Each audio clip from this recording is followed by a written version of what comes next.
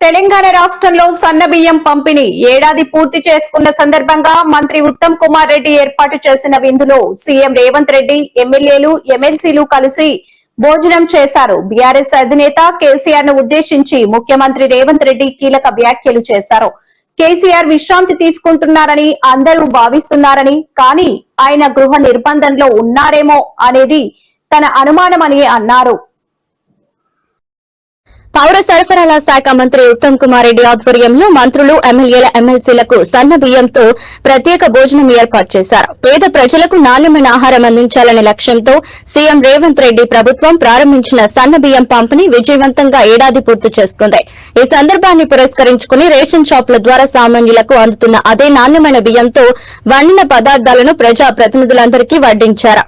ఈ విందులో సీఎం రేవంత్ రెడ్డి స్వయంగా పాల్గొని మంత్రులు, అధికార ప్రతిపక్ష పార్టీల ఎమ్మెల్యేలు, ఎమ్మెల్సీలతో కలిసి సన్నబియ్య భోజనం చేశారు.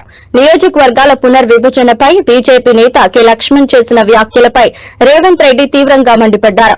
అవి అవగాహన లేని వ్యాఖ్యలని, లక్ష్మణ్ ఎలా డాక్టర్ అయ్యారో అర్థం కావటం లేదని ఘాటుగా విమర్శించారు. నియోజకవర్గాల సంఖ్య పెరిగినా భౌగోళికంగా గ్యాప్ అలాగే ఉంటుందని, ఈ విషయంలో తెలంగాణను తెలివిగా మోసం చేస్తున్నారని ఆరోపించారు. బాబామడుతుంది నా ఇప్పు నువ్వు గోకు జరిసేపు నేను గోకుతా జరిసేపు అన్నట్టు ఉంది అధ్యక్ష. వాళ్ళ ఇప్పులు వాళ్ళు గోక్కొని బాబామడుతులు ఒకరిపు గోక్కొని వాళ్ళిద్దరు సమ్మగా ఉందని అనుకుంటారు. పాపం వీళ్ళ అమాయకులు వాళ్ళు సమ్మగా ఉంటే వీళ్ళు సప్పట్లు కొడుతున్నారు.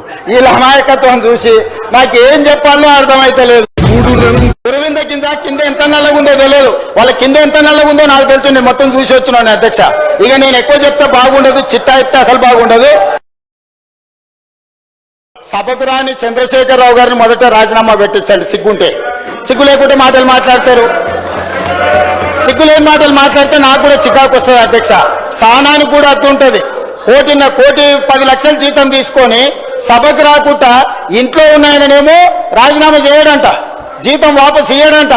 రోజు 18 గంటలు చేసి 4.5 లక్షల ఇందిరమ్మ ఇండ్లు కట్టించి ఈ రోజు లక్షలాది దళితుల, గిరిజనులకు, ఆదివాసీలకు ఇండ్లు ఇచ్చి వాళ్ళ ఇళ్లలో, వాళ్ళ కళ్ళల్లో, వాళ్ళ ఇండ్లలో వెలుగు, వాళ్ళ కళ్ళల్లో ఆనందం చూసే పొంగులేటి శ్రీనివాసరెడ్డి రాజీనామా చేయాలంట.